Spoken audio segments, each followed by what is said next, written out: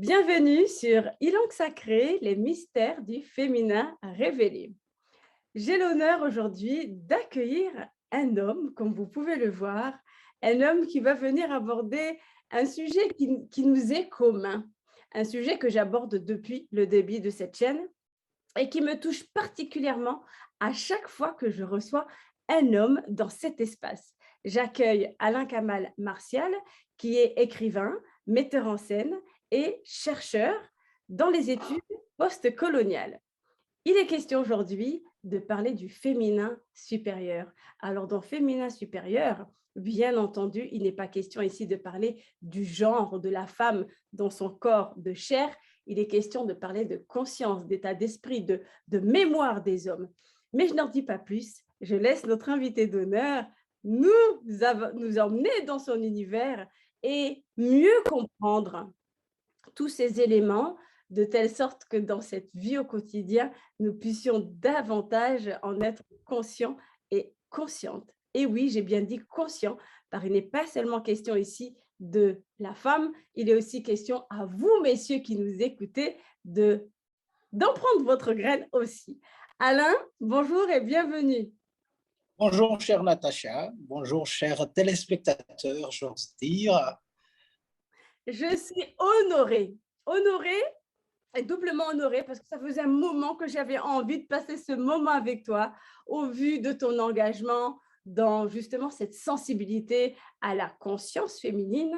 Et voilà, donc avant de rentrer dans le cœur et le vif du sujet, j'aimerais que tu te présentes à nous. Pour les personnes qui ne te connaissent pas, qui est Alain Kamal Martial? Alors, je suis autant honoré d'être l'invité de cette belle initiative portée par une personne formidable que tu es, on se tutoie. Et donc, je suis écrivain, tout simplement, et chercheur spécialisé dans ce qu'on appelle aujourd'hui les études postcoloniales. Oui. J'ai une aire géographique qui me tient à cœur et que j'investis dans mes recherches. C'est le canal de Mozambique, qui Oui. comprend les îles francophones et les îles de l'océan Indien, et toute la côte est-africaine qui parle Swahili, c'est la zone donc Swahili, mais également l'intérieur, comme le Mozambique, le Malawi, le Rwanda, Burundi, un peu une partie du Congo, qui est le berceau d'une grande civilisation bantou. Voilà, donc je m'intéresse à cette région du monde et je mets un accent sur la particularité donc de l'héritage de cette partie du monde qui est l'héritage qui naît du peuple Makua.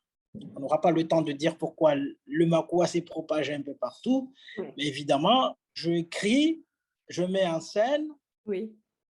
je cherche, j'écris, je publie sur la question de ce que j'appelle depuis peu le féminin supérieur. C'est la meilleure définition que j'ai pu trouver pour traduire la matrilinéarité et le matriarcat d'origine Makua. Magnifique. Et alors justement, avant de rentrer en profondeur sur ces deux sujets-là, sur ces notions en tout cas, tu as lancé un projet, me semble-t-il, Genesis, qui parle de ça. Est-ce que tu veux bien aussi nous décrire un peu l'essence de ce projet? Alors, Genesis, c'est un travail d'une décennie de recherche d'abord, Mm. qui s'est manifesté premièrement sur scène au Mozambique en 2018, où on avait titré le travail qu'on faisait Zambésia, Oui, puisqu'il fallait situer le travail autour du fleuve Zambèze, fleuve très célèbre. oui, Et puis après, on a lancé le projet en Tanzanie en amenant des acteurs, des artistes, des musiciens de toute la région pour travailler autour de Genesis. Alors, Genesis est une œuvre essentielle pour moi. Elle fait corps avec moi, elle fait esprit avec mon esprit, et aussi elle fait rêve avec mon rêve, puisque Genesis, justement, c'est la partie manquante. oui. qui est cette partie perdue des sociétés humaines, chassée, enchâssée, qui Oui. est justement le féminin supérieur. Et Genesis, c'est comme si dans la fiction, on revenait non pas à dire le passé, mais à imaginer un monde à venir Oui. basé sur les valeurs du féminin supérieur. Ah, j'adore, j'adore parce que c'est exactement la vision que j'en ai également de repenser, le monde d'aujourd'hui en s'appuyant sur ces valeurs sacrées de ce qu'on appelle le féminin supérieur. Alors, est-ce que tu veux bien, justement nous décrire ta vision du féminin supérieur? Donner des exemples. Qu'est-ce que ça représente concrètement, ce féminin supérieur? Est-ce qu'il concerne les femmes uniquement? Est-ce que ça concerne les hommes aussi? De quoi on parle? Alors, le féminin supérieur concerne l'existence elle-même. C'est un concept plus spirituel, philosophique que social ou sociologique réaliste, parce que c'est un idéal perdu. C'est ce qui apparaît lorsqu'on entre, l'humanité entre dans une période de conscientisation de l'existence, dans une période de divination, c'est-à-dire quand on est en train de penser à une entité supérieure créatrice de la vie, on ne pense pas au monothéisme d'emblée. Oui, On pense plutôt à une entité capable de donner la vie oui, et à une entité capable de protéger la vie, à une entité capable de construire la moralité dans le sens et la convergence vers la protection de la vie. Et cette oui, entité est forcément liée à des particularités qu'on peut qualifier, entre guillemets, de féminines, pour ne pas dire femelle, parce que ce serait réduire un peu, voilà. oui, Cette entité, c'est une base, c'est un noyau, c'est un œuf qui, à partir de là, va permettre le développement de concepts qui sont sources, dont elle est la source en réalité. Donc, il y a une forme de noyau et autour, plusieurs idées qui sont liées au noyau et qui sont partagées autant par des hommes que des femmes et qui construisent des sociétés. C'est ce que la survie de cette entité-là, la survie de cette philosophie, c'est ce oui, qu'on appelle aujourd'hui les sociétés matriarcales qu'on trouve au Mozambique, en Tanzanie, à Mayotte, oui, et qui réellement ne sont pas des apparats où une femme décore pour faire beau, pour dire voilà, on est féministe ou pas. Non, c'est vraiment la structure même, l'essence, la quintessence même la de quintessence, l'existence d'un peuple basée sur l'idée oui, selon laquelle tout est rattaché à oui, cet élément qui donne le pouvoir. Et oui, dans la société marocaine, par exemple, on aura la personnalité de l'Apiamounier oui, qui va être la structure même qui organise la société. Vous voyez, ce n'est pas oui. du tout quelque chose de secondaire ou de négligeable. C'est C'est la source. intrinsèque. Voilà. Mmh. C'est ça donc que j'appelle le féminin supérieur parce qu'il est au-delà de la femme, Oui, il est exactement. au-delà de l'homme. Oui, C'est une divinité ou une divination. Et on a trouvé dans les sociétés anciennes beaucoup de déesses, justement, oui, qui est en capacité de structurer la société. Bon, il y a eu une rupture plus tard, bon, on en parlera, mais oui. effectivement, c'est quelque chose qui a existé. Et c'est un élément, je vais finir avec ça, c'est un élément qui est très important parce que c'est un élément protecteur de la vie, donc un élément positif, un élément porteur de paix entre les hommes. Exactement, d'équilibre et d'harmonie, je rajouterais aussi. Voilà. Ouais. Et qu'est-ce qui a fait qu'en tant qu'homme, tu te sentes concerné par cette notion-là? Autant la femme, même si effectivement, je le précise, toutes les femmes n'ont pas vraiment encore les femmes ont oublié. Et on est dans une sorte d'amnésie de ce pouvoir intrinsèque que nous portons, mais certaines sont déjà conscientes de ce féminin universel.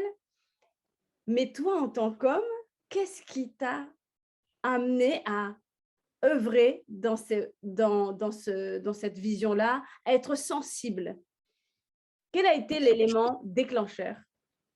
Je crois tout simplement que c'est parce que je suis né à Mayotte, Oui, parce que je suis enfant de 8 mères. Vous savez, ma mère, elle a eu 7 sœurs, pas de frères, donc j'ai vécu entre ces femmes. J'ai eu des éléments formidables, c'est leur imaginaire, leur poésie, leur façon de nous éduquer, mais il y avait déjà un questionnement depuis mon enfance. J'ai vu le pouvoir de ces femmes, j'ai vu leur éducation, j'ai vu aussi leur humilité, oui, j'ai vu aussi comment elles abordaient la vie.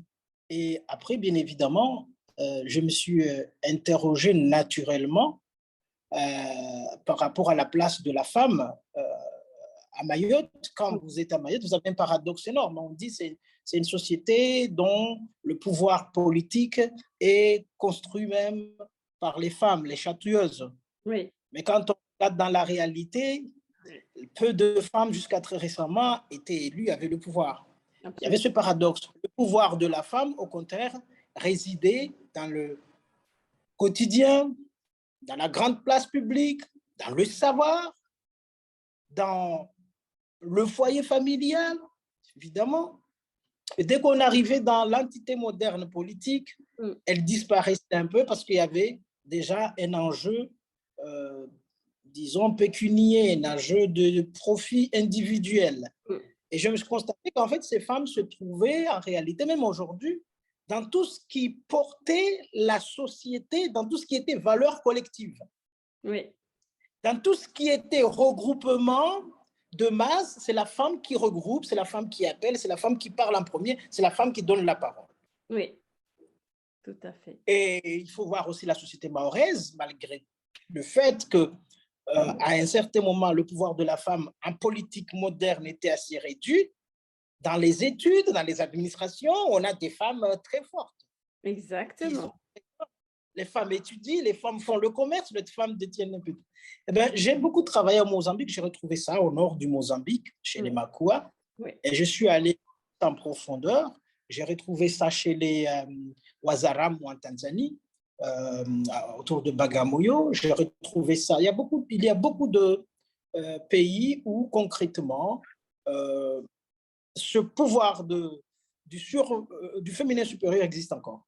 mm, Mais quand vous regardez dans notre région ici, dans le canal de Mozambique, vous avez un grand nombre de reines qui ont conduit leur société.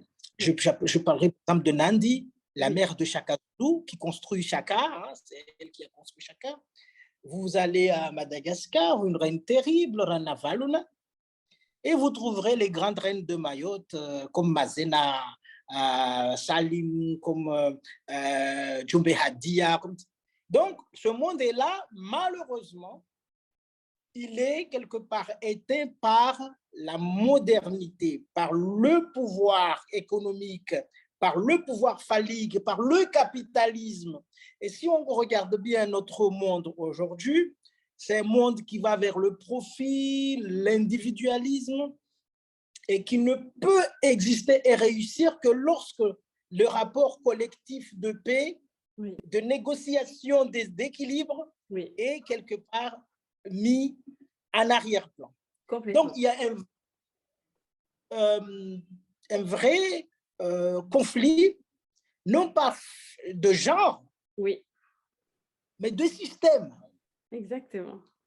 Il y a un capitalisme qui a besoin de la mort du féminin supérieur. Donc, moi, dans mon écriture, Oui, je ne suis pas en train de dire la femme est meilleure que l'homme. Non. on est d'accord. Oui, Je suis en train de dire qu'il y a un système pensé autour du féminin supérieur oui, qui est meilleur que le capitalisme. et- Que si le capitalisme intègre dans sa vision, oui, dans son objectif, les valeurs oui, du féminin supérieur, on ne sera dans un monde meilleur. Il exact. ne s'agit pas d'abattre le capitalisme, mais d'apporter le féminin supérieur comme un objectif dans une société. Voilà un peu. Oui, Genesis, donc, propose un monde où Shamba qui vient d'une région qui s'appelle Usambara, ici c'est la région des personnes les plus exploitées durant l'esclavage en Tanzanie. Donc, cette Shamba, qui est une fille dans la rue, va découvrir justement cette inspiration et va se mettre à chanter pour que revienne l'esprit de Myriam Makeba, l'esprit de Josina Machel, l'esprit de Nandi, l'esprit de Zambé, du fleuve Zambézia, ce fleuve originaire d'où la vie vient, chez les Makua. Cet esprit ce fleuve va dire tout simplement Zambé, c'est Dieu, la déesse, Zia, c'est qui appartient à la déesse, c'est-à-dire la vie elle-même. Voilà. Donc on est un peu dans. Et tout à l'heure, déjà, je trouve tellement riche. En tout cas, moi, je suis, comment dirais-je, hypnotisée, envoûtée, j'ai presque envie de dire, par la richesse de ce que tu partages, parce que clairement, effectivement, moi, c'est un sujet qui me porte. Donc, je ne fais que, oui, que soutenir, que valider la puissance de l'émergence intrinsèque, effectivement, de ce féminin supérieur que nous portons tous, autant hommes que femmes, mais effectivement, à nous, les femmes, de commencer à nous souvenir de cette essence primordiale, innée, que nous avons pour œuvrer justement à amener un monde d'équilibre et d'harmonie. Tu as parlé tout à l'heure de matrilinéarité et de matriarcat. Quelle différence fais-tu entre ces deux notions? Alors, la matrilinéarité, parfois, peut être définie comme étant la reconnaissance de l'enfant par le lien maternel. D'accord.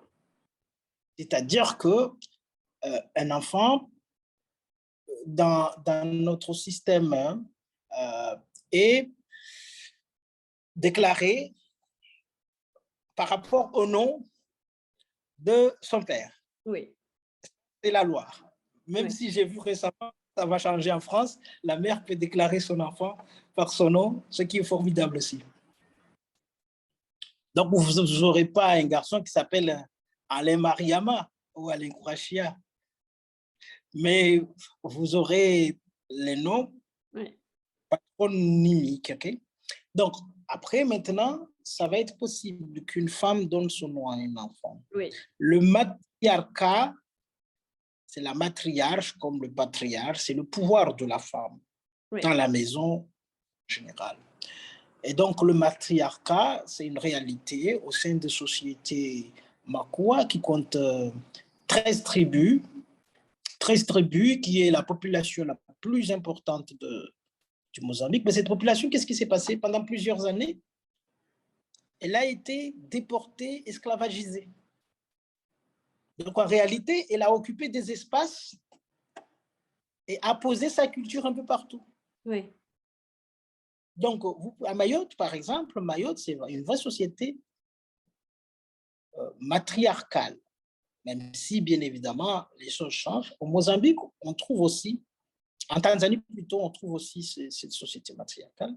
Et dans d'autres endroits en Afrique, on la retrouve. Cependant, comme on l'a dit, il y a vraiment, ne serait-ce que par l'interprétation, par les médias, par la communication, par les réseaux sociaux aujourd'hui, on ne communique pas suffisamment sur ces sociétés-là. Et ce modèle, si vous faites par exemple une enquête sur 100, allez, prenons 1000 étudiants, demandez c'est quoi le matriarcat, peut-être même pas 1% sera en capacité de répondre. Pourquoi? Parce qu'on ne communique pas, on ne s'en intéresse pas. Le système qui est opérant dans le monde se défend lui-même. Ce système cherche à s'imposer davantage. Et donc, cette société matriarcale, c'est vraiment une réalité, ce n'est pas un imaginaire, parce que quand on dit le pouvoir de la femme, on croit qu'on rêve, mais ça existe. Et je veux dire peut-être une nuance. Vous pouvez avoir une femme qui a le pouvoir, une femme qui peut être présidente de la République, comme en Tanzanie ici, comme dans d'autres pays, mais cette femme gouverne avec l'esprit autre que l'esprit de la société matriarcale. Vous voyez ce que je veux dire? Voilà, et c'est là justement, j'adore cette transition parce que c'est exactement la question que j'allais poser. Patriarcat, c'est une certaine posture très linéaire, très rigide. Le matriarcat, c'est aussi un positionnement.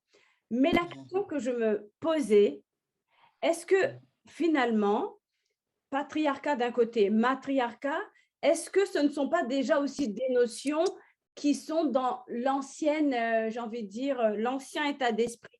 N'y aurait-il pas justement un mot qui réunirait justement l'harmonie de ce féminin supérieur avec l'énergie du masculin et du féminin? Parce que j'aime beaucoup l'exemple de la femme qui est présidente, mais qui n'agit pas dans l'énergie justement de cette conscience féminine, de ce féminin supérieur. Alors, Eh bien, c'est tout ce qui est intéressant dans les études que je fais. Nous parlons d'hybridation. oui, L'hybridation, c'est ce qui s'est passé déjà dans la colonisation, oui, c'est-à-dire que des systèmes sont arrivés parfois à être en conflit, parfois à se trouver en négociation, oui, dans une négociation équilibrée. Mais là, il faut déjà qu'il y ait dans l'éducation, dans les écoles, dans les universités, dans les médias, une volonté de faire émerger l'autre système qui n'existe pas, ce qui manque. oui, Et à partir de là, bien évidemment, ce sera une rencontre de deux réalités différentes. Et à ce moment-là, dans la rencontre évidente de deux réalités, deux systèmes différents, quelque chose peut naître. On oui, peut l'anticiper comme dans Genesis, on parle des ponts. oui, Les ponts que les hommes construisent entre eux, les ponts que les systèmes construisent, tout n'est que pont, tout n'est que voie éteinte qui ressurgit soudainement, tout n'est que retour des idéaux oubliés oui, ou dans un imaginaire où tout devient pont. Les ponts se croisent et construisent forcément quelque chose de nouveau. Genesis, ce n'est pas la Genèse comme dans la Bible ou dans le Coran. oui, Genesis, vraiment, la renaissance de l'humanité à travers comment dire, la projection basée sur ce que l'humanité a créé de meilleur. Donc, moi, j'appelle ça Genesis, c'est notre genèse, oui, puisque quand un système naît, c'est parce qu'il y a un système qui s'étouffe et qui disparaît. Donc, la genèse, c'est une nouvelle genèse de l'humanité, c'est une nouvelle renaissance, c'est quelque chose qui va laisser d'un côté soudainement le christianisme, l'islam dans leur proposition actuelle, le capitalisme dans sa proposition actuelle, pour penser justement à renouer avec le polythéisme basé sur la source maternelle, sur la source de féminin supérieur, et que là, justement, ce n'est plus une femme, l'élément féminin au second degré, mais c'est un équilibre des apports. Donc, comment l'appeler? Pour moi, c'est pas ce qui est le plus important. Moi, je l'appelle pour ce qu'il faut que ce temps vienne. oui, Je pense qu'il viendra, mais pas avec nous. Peut-être dans 2-3 siècles, l'humanité sera obligée de renégocier son existence sur la Terre ou ailleurs, mais avec d'autres éléments. Le monothéisme sera en déclin. Et viendra autre chose qui ne sera pas une invention d'une autre planète, mais la récupération de ce qui a été créé de meilleur sur notre Terre.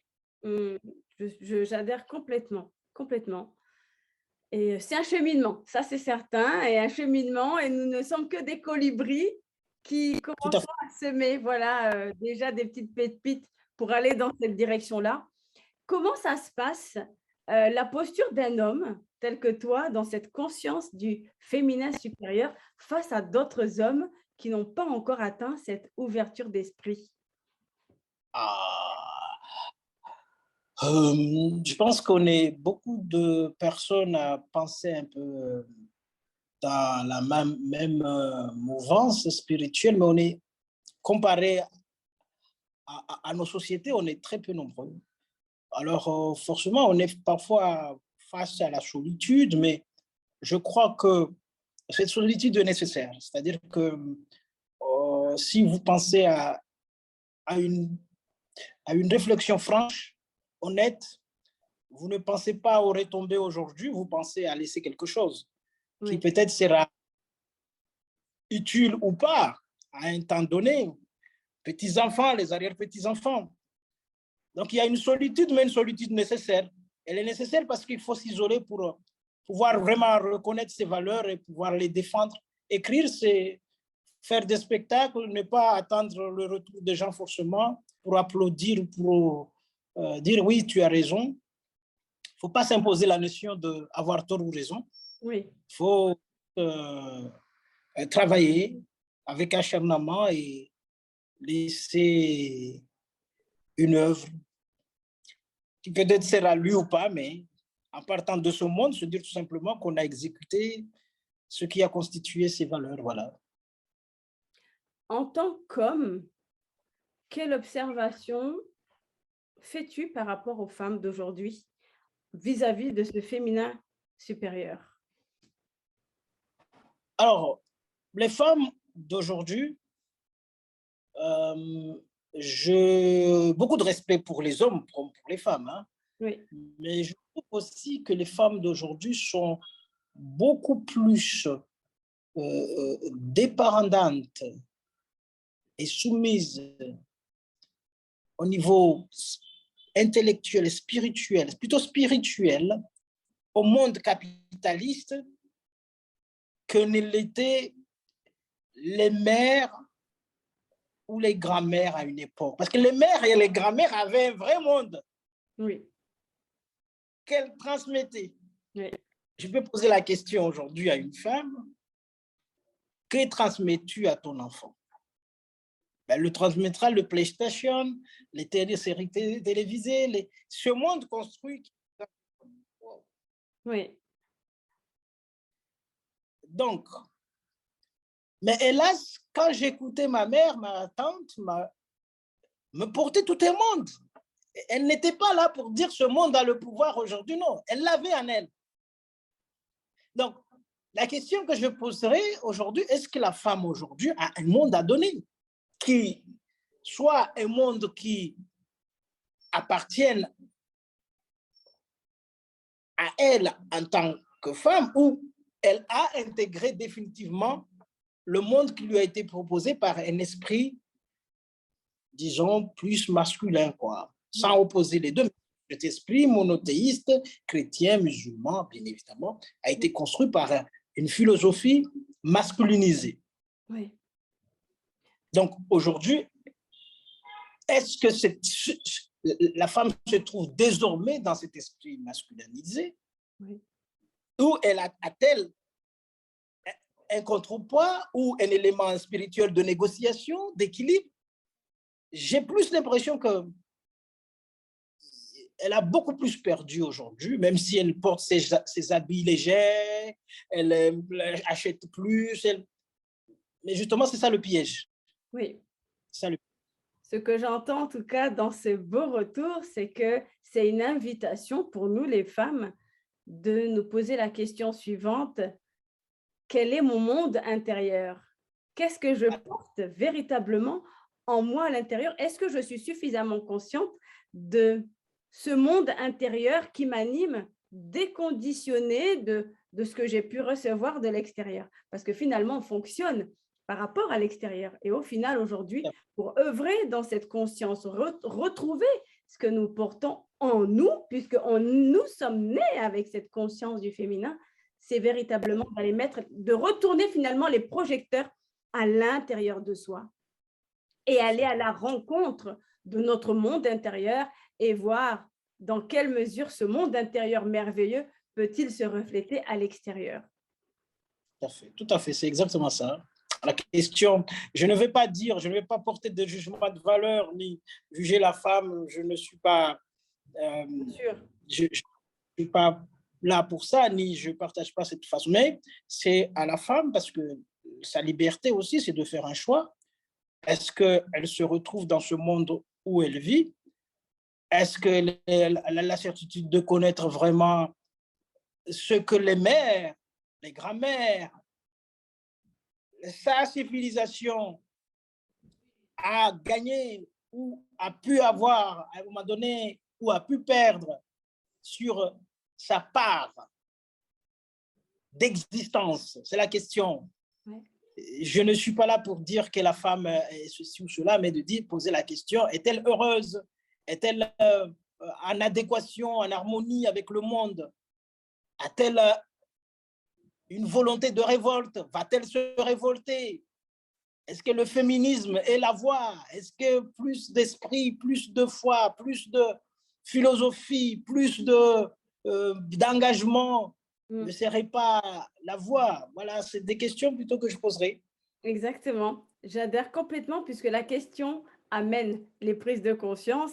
La question amène finalement à voir ce qui reste invisible.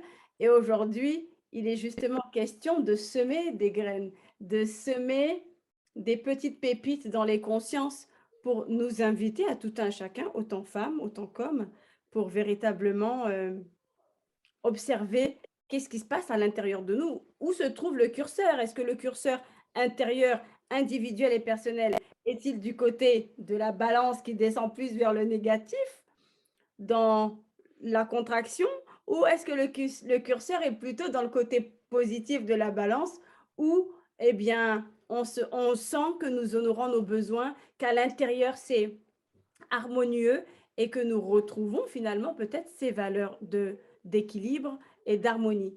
Et pour terminer, Alain, quel message souhaiterais-tu transmettre autant aux hommes qu'aux femmes ou à ton choix en vue de la thématique qui était le féminin supérieur? Mais je dirais juste qu'il faudrait peut-être dans le monde aujourd'hui chercher à développer plus de conscience que d'avoir matériel et de consommation, disons, de loisirs.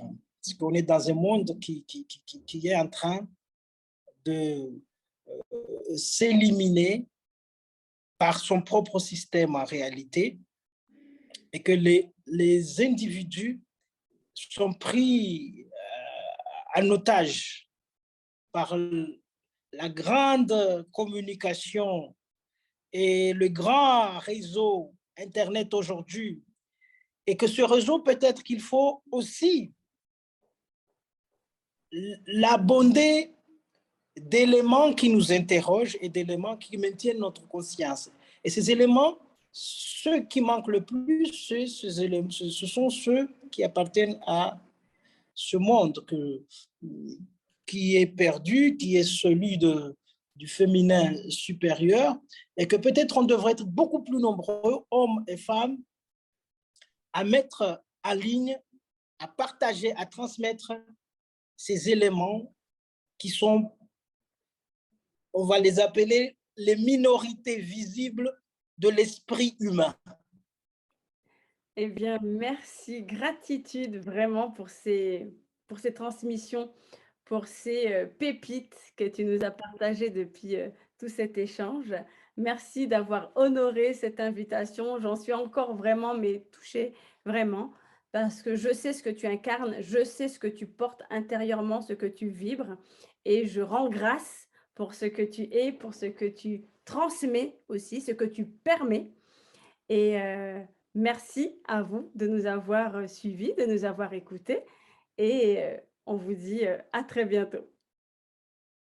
Merci Natacha, et bonne chance dans ton émission. Merci.